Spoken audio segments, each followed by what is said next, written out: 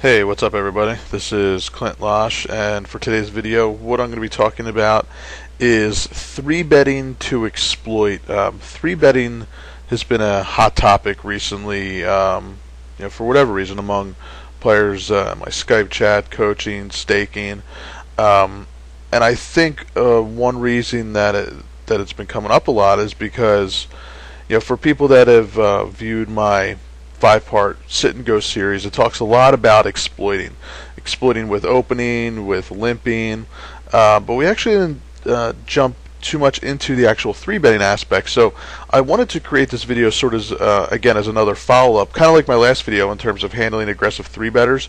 Well, now I want to be that aggressive 3-betting player and talk about some spots that you can be 3-betting to exploit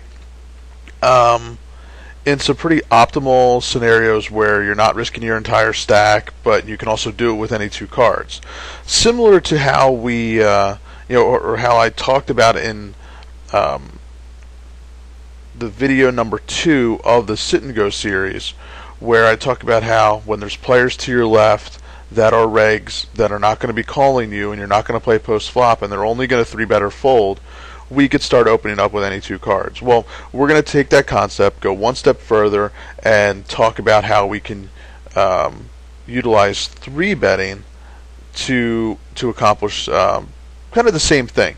So, as I said, this is this is the second part now of this, or a follow-up to the Sit and Go series. I'm going to be doing a lot of 3-betting videos.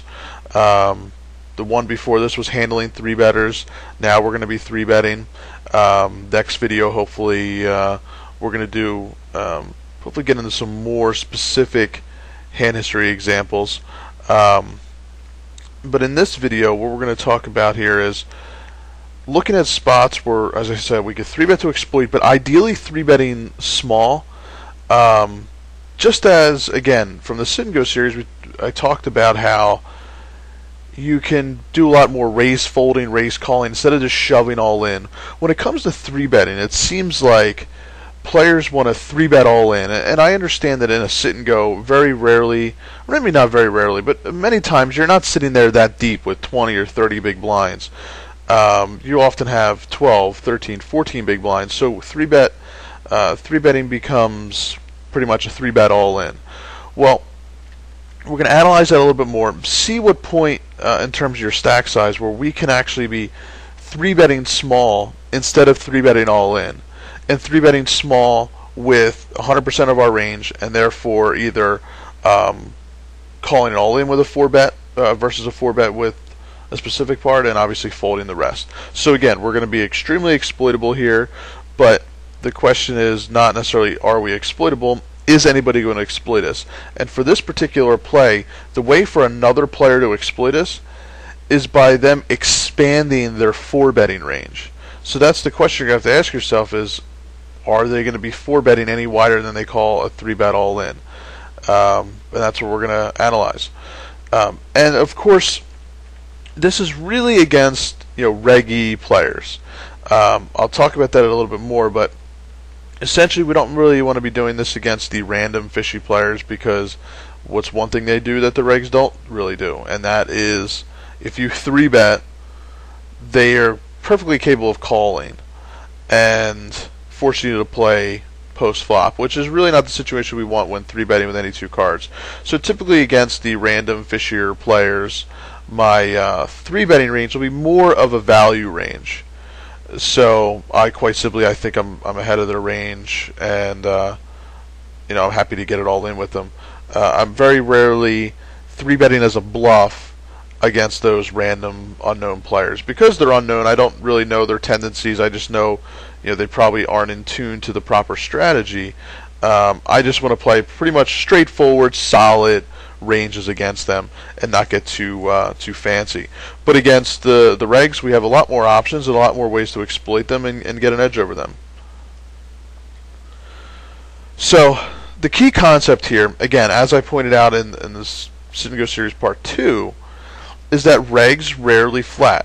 In part 2 we analyzed that when we open and the regs are to our left, they don't call our raise, forcing us to play post flop. They 3-bet or fold. therefore, Queen 10, a Queen 10 type hand, when we're sitting with 15 big blinds, Queen 10 became the same thing as 7 deuce, for example. We're going to be raising. We're not going to be playing post flop. That's really the only difference between Queen 10 and 7 deuce. And if they 3-bet us, we're simply going to be folding to a 3-bet with both hands. Same concept here when applying it to 3-betting. So what you need to ask yourself, and I pointed this out a little bit already, is that if you 3-bet small, and by 3-betting small, guys, I mean, for example, let's say you're at big blind 100. There's a reg from the blind or from the button who raises to 200. We might raise to 450 or 500. So by small, I just mean about like maybe not a min 3-bet, but 2.2, 2.5x. But again, not going all in either. So if I 3-bet small, these are the questions that you're going to have to ask yourself. Will my opponent call the raise, or will they only 4-bet or fold? And typically when you're versus regs, the answer is they're not going to call your raise. They're only going to 4-bet or fold. If they only 4-bet or fold, will their 4-betting range become wider than their all-in calling range? So what that means is, if their 4-betting range becomes wider than their all-in calling range, they might think that they're exploiting you. They might think that you are actually 3-betting to exploit yourself. So again, this is rarely the situation unless you become super obvious. And I'll talk about what that might look like. Again, whenever we make any sort of play, we don't want to become obvious. I talked about in previous videos, especially in the Sit and Go series, how we can always be raise folding and raising through players. Well, again, if you do something 2-3 times in a row, your particular table image becomes relatively obvious. You can't have a hand every single time. That strategy is more used over the course of all of your games, not necessarily using it in every single spot in a particular game to the point where you're out of control. Same thing goes with 3-betting here. If you 3-bet a reg one time, and then the goes around one orbit, and the same situation occurs. You're in the big blind, the reg's in the button, he raises, and you 3-bet again.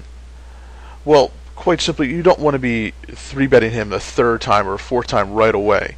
It'll become super obvious, and their 4-betting range should become wider than their all-in calling range. They should figure at this point that you're just full of it.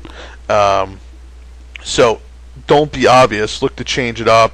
Give a fold once in a while. Maybe mix up the 3-betting small with 3-betting all in.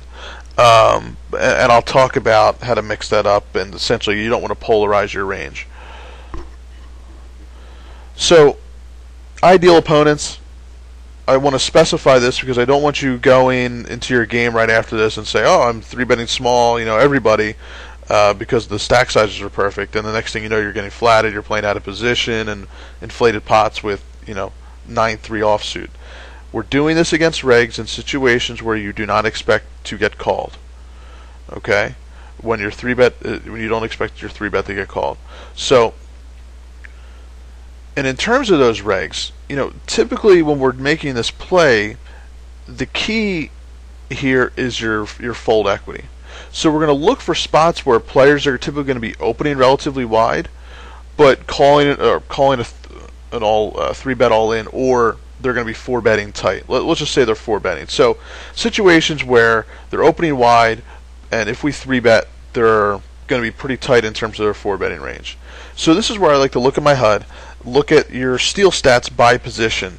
And the stats that I specifically use are the cutoff and button raise first stat. Raise first in stat. And of course you can look at small blind steal stat as well.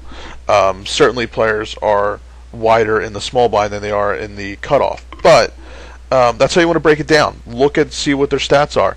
Are they a 14-12 player, and then all of a sudden when it gets to the cutoff and button, they're opening up 30% of hands from the button, for example? So you want to look, if they're opening up 25, 30%, these are guys that you really want to target for 3-betting. And certainly many more are wider. I've seen regs have a 50% steal stat from the button. Obviously, if you 3-bet them, they're not going to be getting it all in with 50% of the range, or 40 or 30%. Most regs like the steal, but when it comes to risking their stack in an all-in scenario, they actually have relatively similar ranges. They know what what ranges. If they're a solid player, they know what they're doing. They know they shouldn't be calling off their entire stack with 15 big blinds with ace 4 or even king queen potentially. It's going to be a pretty solid range, unless they have the reason to think otherwise. But in general, opening and calling ranges will differ greatly, or opening and 4-betting ranges will differ greatly. So now, I mean, in a perfect world, you want to combine those steal stats with the fold to 3-bet stat. And I say in a perfect world because you really need a large sample of fold to 3-bet opportunities, not just total hands. If you roll over your HUD, it'll show you fold to 3-bet percentage, and right next to that in parentheses, it'll tell you how many times that opportunity has occurred. So you want to see 60, 70% fold to 3-bet over 100, 200 plus opportunities. You may not have that on many players. If you're playing obviously the same games every single day, seeing the same players, and you got thousands of hands, you will probably have that stat. So you can really combine the opening stats, the steal stats from position, with the fold to 3-bet. So if you see that it's a 30% open with a 70% fold to 3-bet, those are really great opportunities to essentially steal with any two cards. And we're going to get into some specific hand history examples to identify those spots. And again, when you're thinking about what somebody's 4-betting range is when you 3-bet small, put yourself in their position. As I said, most regs have very similar ranges in these spots. Maybe not what they're opening. Some might open wider than others. But when it comes to 4-betting, with they're sitting there with 20 big blinds, and you 3-bet them, most are not going to get too out of line. They're going to have very similar ranges. If you notice somebody is going to get out of line, obviously just take a note at that point. I make the assumption that if I was in that position, I think about what my range would be, and I apply that to the reg as well. And if I notice that they're different at some point, either because we caught them with a very loose range when we didn't expect them to be that loose, then at that point take a note. No big deal. But don't assume anything too drastic unless you know. Assign average ranges that you yourself would use, and then adjust from there when you know you have some specific information. Alright, so I think the best way to illustrate this, once we get the concept down, the best way to go through it is to look at some hand history examples. And these hands actually came up the other day, and I thought they were pretty good examples of when we can be using these 3-betting to exploit strategies. This is a 18-man game of a top 18-man player playing 15s and 30s. I believe this is a $30 game. Solid player, and let's look at the situation we have here. It's been folded around. We've got 10-3 offsuit in the big blind. We've got a reg here playing 12-10 with a 27%. So you'll see, I will I'm follow my cursor here. That 27% is the button raise first stat. So that's what they're stealing from the button when it's folded to them. 27%. So this reg here, fat Afghan, 12-10 player, 27% steal from the button, raises a little bit more than a min raise, and we have to figure out what to do with 10-3 off. And now I want to actually jump ahead before I even talk about this. This was this hand. The next orbit, this happened, where actually I think I took a screenshot too quickly. The fat Afghan raised in exactly the same spot, raised to 350 from the button again in the same exact hand, and we're sitting with ace-6. In both scenarios, our hero here folded. And what I said was we should look to 3-bet small here, given our stack size. We both have 20 big blinds or more, and I thought that this would be a great time to 3-bet small.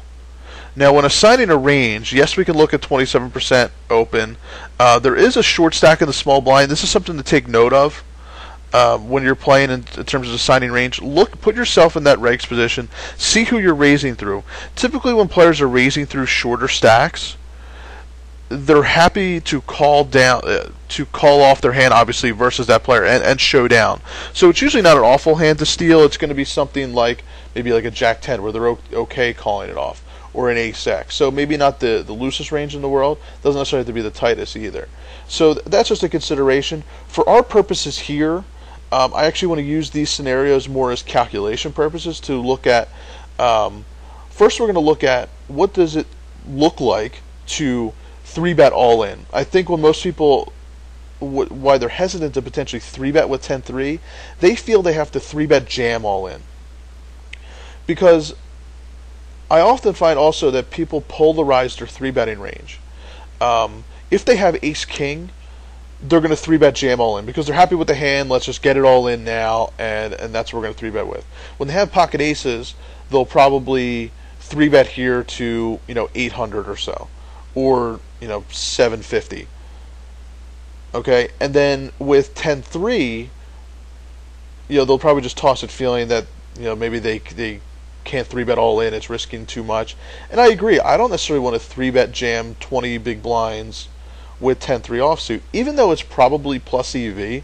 Actually, given what we might assume his opening versus calling range would be. As I illustrated in the Sit and Go series, especially Sit and Go series, the part 4, where I analyzed the 10 big blind shove and why I like raise folding to raise calling better, is that in general, raise folding, raise calling is going to have a higher plus EV value attached to it, as long as the player isn't essentially re-exploiting us. As long as in this situation, the player isn't then going to 4-bet ultra wide versus our small 3-bet. So given that's not the scenario, which again is going to be very rarely the scenario, we can go ahead and be confident that we can min 3-bet with any two cards. We're going to do it with Ace-King, pocket aces, and 10-3 offsuit. So, and again, a way to also stop players from stealing against you, if you are aggressive versus them, if you are 3-betting them, they're going to think twice about opening up the button.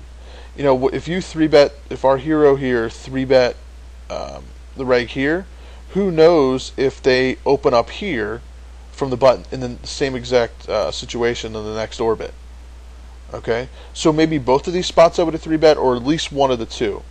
And this is what I was saying before, guys. If you're in the same exact scenario 2 or 3 times, be careful with becoming obvious and 3-betting every single time. Okay. So we'll do some calculations with this particular scenario.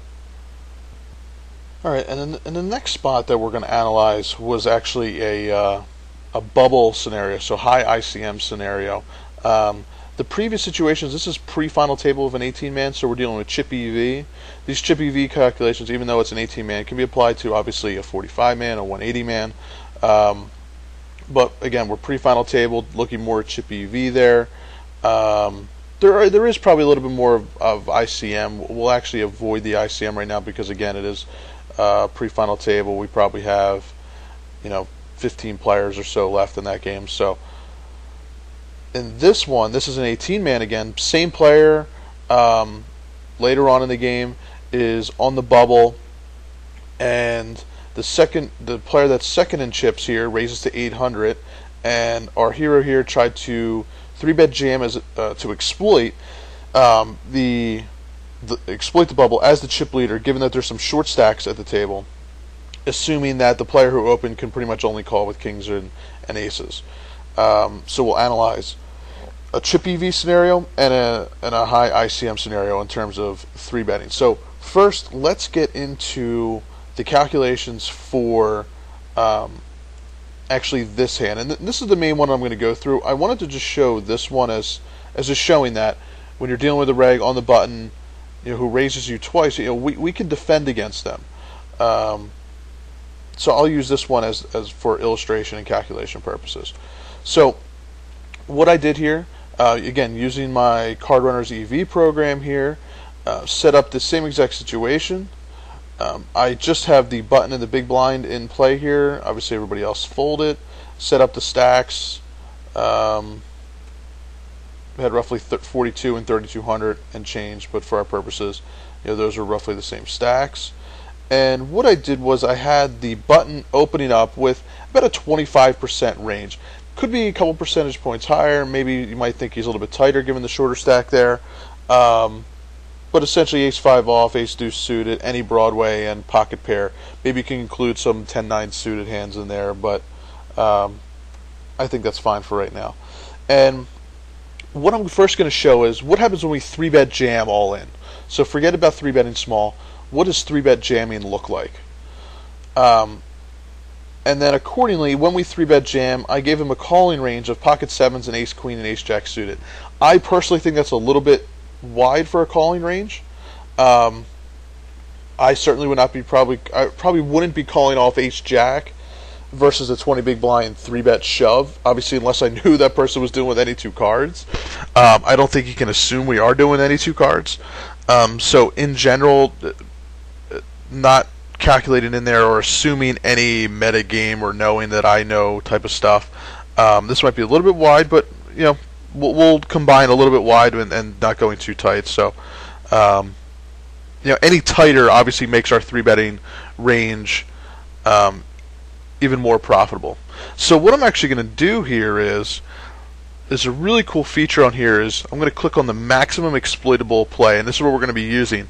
This is going to go through and calculate the maximum exploitable hands that we should be 3-bet jamming and what we should be folding with. I can also do this from the button's perspective. I mean, obviously we don't care right now about the button in terms of his maximum exploitable range since we're in the big blind, but if I wanted to figure out what the optimal raise call range is versus an assumed 3-betting range, I could do the same thing for if I put myself on the button. But right now we're going to do the big blind, and you can see here we should be 3-betting 98.1% of our range, folding out those extra two hands. And you can see that this is a plus EV play of 124 chips. So if the player's opening up with about 25% of his hands and calling with this tight of a range, we can go ahead and 3-bet shove any two cards. So that's good to know that you can 3-bet any two cards profitably. But also remember, to win this 125 chips, we're risking our entire stack. Could we just 3-bet smaller? And at what point, how wide would his 4-betting range compared to his all-in calling range have to get to justify 3-bet shoving over just raising? So what I'm going to do here is I'm going to redo this scenario to where we're not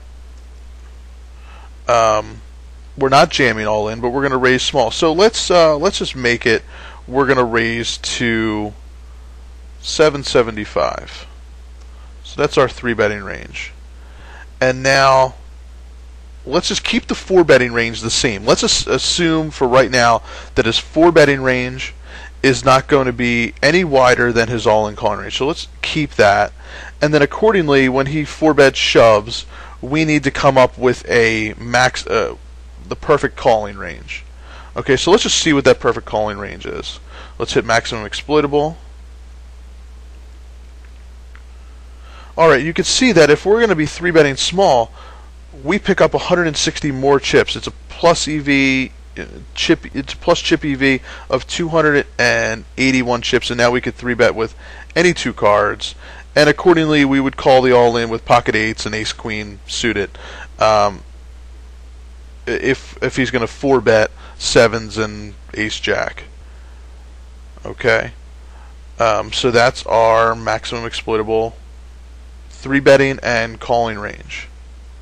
Now, if you remember, 3-bet jamming was 120 chips. 3-betting small was 280. Let's see what happens if he widens his 4-betting range, thinking that he has some fold equity. That's really when somebody would widen their 4-betting range, guys, if they assume they have fold equity now. Okay, and that therefore they assume we're probably 3-betting essentially as a bluff. So let's include some other pocket pairs. Let's include king queens, ace jack off. Maybe let's put any pocket pair for right now. Let's go to 10%. So we increased it about double. And let's see what we got here. So there you go. That pretty much brings us right to where our three betting all-in chip EV play, or where the calculation lied with our three betting all-in. So, and now our calling range can include apparently pocket fours. Guys, I wouldn't be calling with this type of range. This is calculating the perfect range given pot odds, and just looking for the smallest edges possible, anything that's plus EV. If his range is slightly off from this, these 9/8 suited calls can be negative. So I would not be calling with these really small edges. I would be looking for ones with much bigger edges. So technically King Jack, King 10 suited would be fine against his range given the pot odds at that point. So that's important to go through here and understand. You don't want to be sitting there and be like, oh, I'm going to call with 10-9 suited now.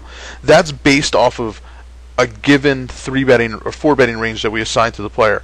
It's obviously not a 100%. I don't know 100% that that's his range. It could be off here or there. So what you want to do is give yourself a cushion, and that's actually with your edges in Sit and Go Wizard.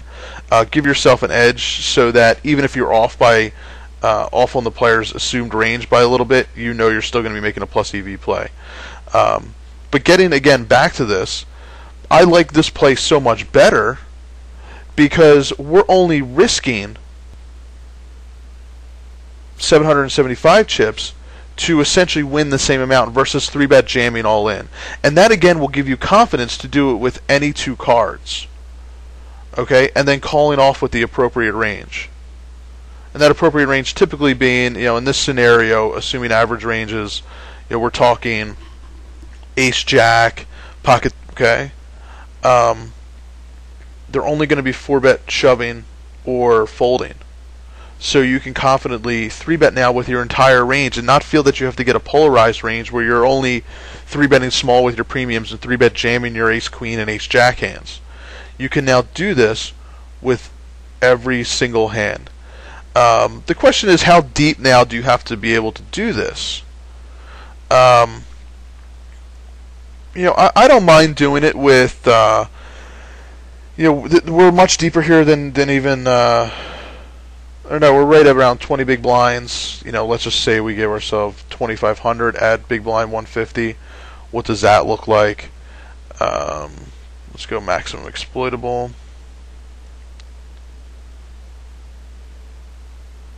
So we can call much wider now because of pot odds. So it takes a lot of playing, going back and forth, but essentially as you get a smaller stack, the pot odds are going to play a much greater factor in terms of how wide you can then call once you 3-bet. So you could still 3-bet with your entire range. Okay, this player, let's just say he's still got this wide 4-betting range, and then we can then call off with, again, I would not be including any of these because these are really minimal edges. I would avoid all these minimal edges. So let me just get all these out of here. So you could probably start calling with a, you might not feel confident with Jack 8 suited. It's still saying, given pot odds, that we're going to be doing pretty well versus this wide of a 4-betting range. Let's just tighten him back up to where he was. Let's just assume that's the range. So let me do this one more time. So it will take a lot of playing around. There's just so many factors when doing this that I encourage you to even use Sit and Go Wizard a little bit. ICMizer, if you have CardRunnersEV, play around with these ranges. Obviously now our calling range has to be much tighter given the tighter 4-betting range. I'd probably feel more comfortable with this type of range in general. And you could see it's much more plus EV given a tighter 4-betting range.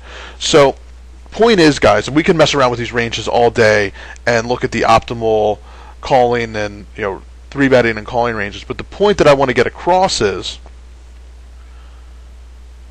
versus regs, you can 3-bet small with, again, any two cards very profitably, assuming a 4-betting range pretty much is not going to be double their all-in calling range. We saw here that if we give an all-in calling range of 5% and a 4-betting range of 10%, they were pretty much equal in terms of the chip EV. But again, we're risking a whole lot less than just 3-bet jamming all in. And that's a really key factor. It's going to be a lower variance play, which I really like. So, and in terms of your calling range, without knowing that they're that a player could be 4-betting you ultra wide, I would definitely be probably more comfortable with these types of hands that are going to perform well. Let's just say, okay, and obviously look at your pot odds. So hopefully that was able to illustrate that raising small is going to be better than 3-bet shoving in most scenarios. Again, giving the 4-betting range doesn't get too wide. Alright, so let's go back here, and again, this would be pretty much the same type of calculation, so I'm not going to go through that one. Same player, same situation, same calculations. Let's get to this really high ICM situation. Again, setting up the scenario, we're on the bubble of an 18-man. Big blind is at 400. We've got two guys right around 6-7 big blinds. We've got the player who's second in chips, who has his stats locked. I believe he's a reggy type of player, a little bit more maybe of an aggressive reggy type of player.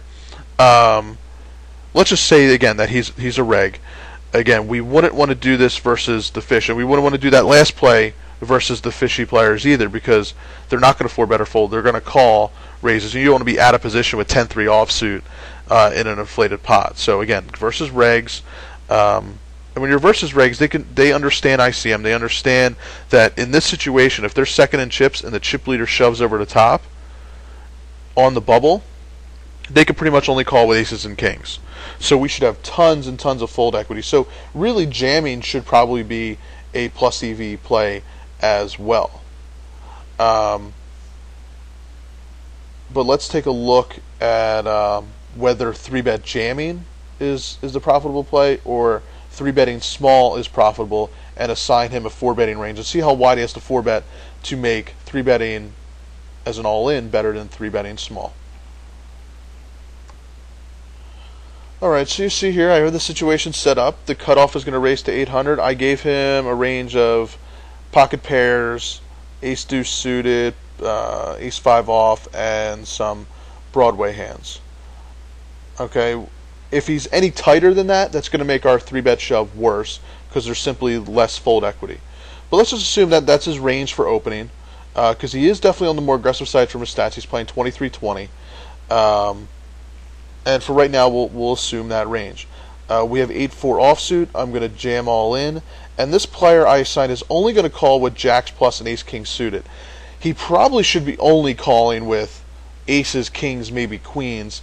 But I think it's realistic to assume that actually most players will call with ace-king suited. Right or wrongly, they still do it. And even jacks, they have a hard time folding. So I'm still going to put it in that range because I think that's more of a real-world situation.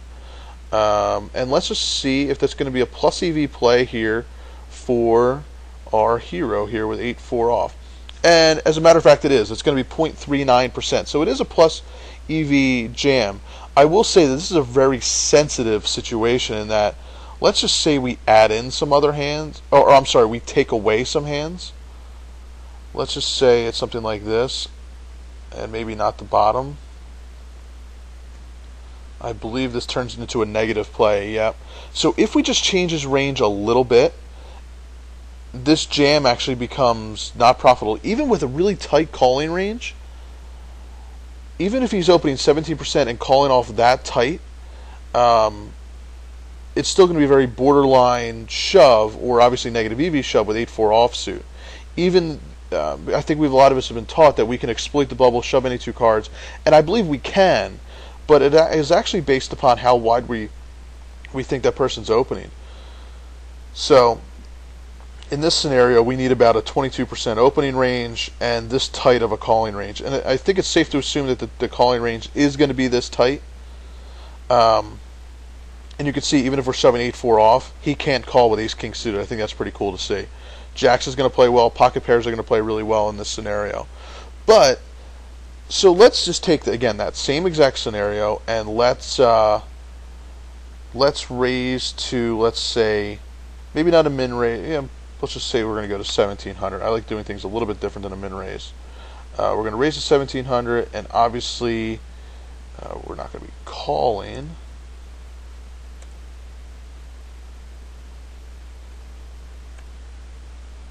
He's going to 4-bet jam. Now again, you have to say to yourself, guys, what is a player that's second in chips going to 4-bet jam into the chip leader on the bubble? For right now, let's assume it's the same exact range. And let's just show you the difference into why. And so if he doesn't have those, he's going to fold. And obviously we're raise folding every single time. So let's check out the EV. Massive, right? 1.49%. That's obvious, guys, though.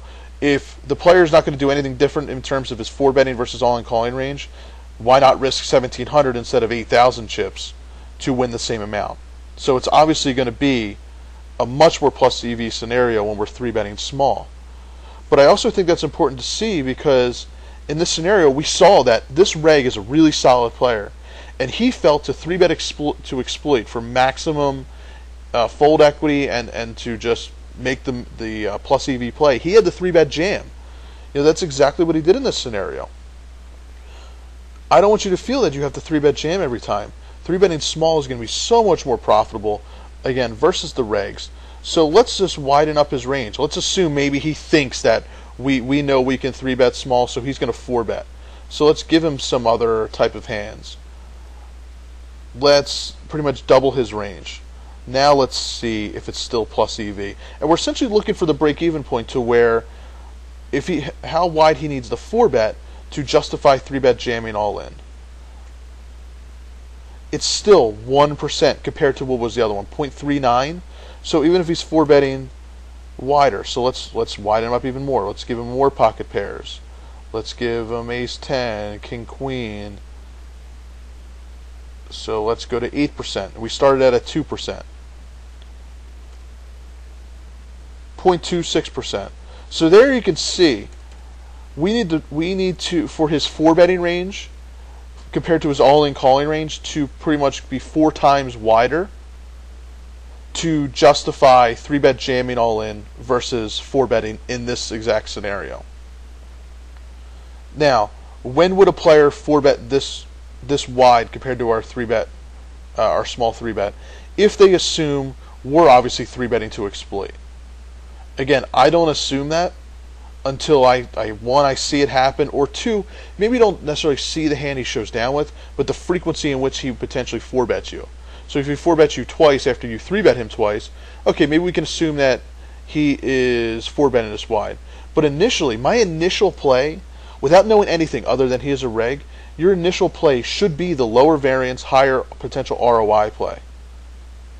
I'm not going to assume that he's all of a sudden going to 4-bet jam us with these hands. He needs to be playing pretty tight because he doesn't want to risk his really comfortable stack when there's 6 big blind stacks around there. So again, even if we assume something like this, double the all-in calling range, it's going to be much more profitable, okay, to be raise folding. And I didn't do this with any 2 cards, but 8-4 off is essentially representable of any 2 cards, okay? So you can do the same thing with aces, 8-4, and I think that's another thing, guys. That's the complementary effect of all this. When you feel that you don't need the 3-bet shove all in, maybe you know that a player is really wide, but you don't feel comfortable 3-bet shoving all in. You can have comfort in knowing that when a player is not going to flat your 3-bet, you can 3-bet with any 2 cards, and you can do the same thing with all of your hands. You can do the same thing with 7-deuce off that you can do with aces and ace-king and ace-queen. You're going to do the same thing. Some hands you're going to be calling with, some hands you're going to be folding with. And the nice thing is, use this concept to your advantage in terms of your table image, and that if you do 3-bet somebody 2 times in a row, okay, that 3rd time I'm probably not going to do it, but it's so nice when you pick up aces or ace-king and queens and you 3-bet them that 3rd time and then they think you're full of it and you snap over the made hand. They're really going to start thinking twice about raising into you, how wide they're going to 4-bet you. So understand what your image is like and understand how to use this concept to really screw players up in terms of what their perceived or what your perceived range is. So don't get too overzealous and keep 3-betting as a bluff 3-4 times in a row. Once, obviously fine. Twice, fine. Third time, do it with a made hand, a value hand. All right. So again, words of caution when doing this. Do this versus the regs, not the fish. Okay, we're doing against guys that are going to 3-bet or that are only going to 4-bet or fold and not flat your 3-bet. Okay. This is another key concept. Do not polarize your range. Don't fall into the trap of min 3-betting or 3-betting small essentially as a bluff or with your premiums and then 3-betting big all in. There was a guy that I used to play against in the 18-mans and who was actually a really solid player, had one of the higher ROIs. But something that I picked up quick on was that he actually did this, and that's why I mentioned it, because once I picked up on it, it was so easy to exploit. He was 3-betting small as a bluff, kind of exactly the scenarios we're talking about here, but instead of doing that with his entire range, he would 3-bet a little bit bigger or even 3-bet all in with his made hands. So every time he 3-bet me small, I either 4-bet jammed pretty much my entire range, or if I held a premium hand, I would just call his raise and let him bluff off on the flop or the turn. So I would allow him to bluff because I knew that if I 4-bet with pocket aces, he was going to fold. So I kept those hands in. I kept all of his bluffs in. So don't fall into that trap. And like I've been repeating myself, understand your table image. Doing it 3-4 times becomes obvious. I always say players are not going to really exploit you, because for players to exploit this, they need to 4-bet you wide and 4-bet you often. Okay, that's really not going to happen. But in a given game, if you do something 2-3 times in a row, or 3 times in a row, 4 times in a row, it becomes very obvious to anybody that's got 2 eyes and is actually paying attention to the game. Okay, so understand your table image and again, use that to your advantage. So that is the end. So hopefully, that'll give you confidence now to understand how you can use 3-betting to exploit and how wide 4-betting ranges need to get to justify 3-bet jamming instead of 3-betting small. But again, my default play versus regs is 3-betting small with my entire range until I know that they are one capable of 4-betting wide, or just again until I know differently. But it's better to take this lower variance, higher ROI play than feel that you need the 3-bet jam all in whenever you want to 3-bet. And again, 20 big blinds, perfectly fine to do it. As you start getting lower than 20 big blinds, understand that if you're going to be 3-betting wide, and especially in a chip EV scenario, your calling ranges are going to have to widen because you're going to have more pot odds, essentially. So that'll be a matter of kind of playing around with the ranges on your own, looking at how as the stack sizes change, how much wider. But essentially, the shorter your stack, the wider you're going to have to call. In our example, we used a really ideal situation where you have 20 big blinds, you have a good stack, you 3-bet, and you don't have to really go too nuts with your calling range. We can do comfortable 3-bet calling or comfortable 4-bet calling ranges. So if you have any questions, obviously, this is something where there's a lot of variables. Play around with it. Any questions, definitely post below, in the forum, and I'll hopefully be able to answer any of your questions and have you out there being an aggressive 3-better and exploiting the hell out of everybody. So good luck at the tables, guys.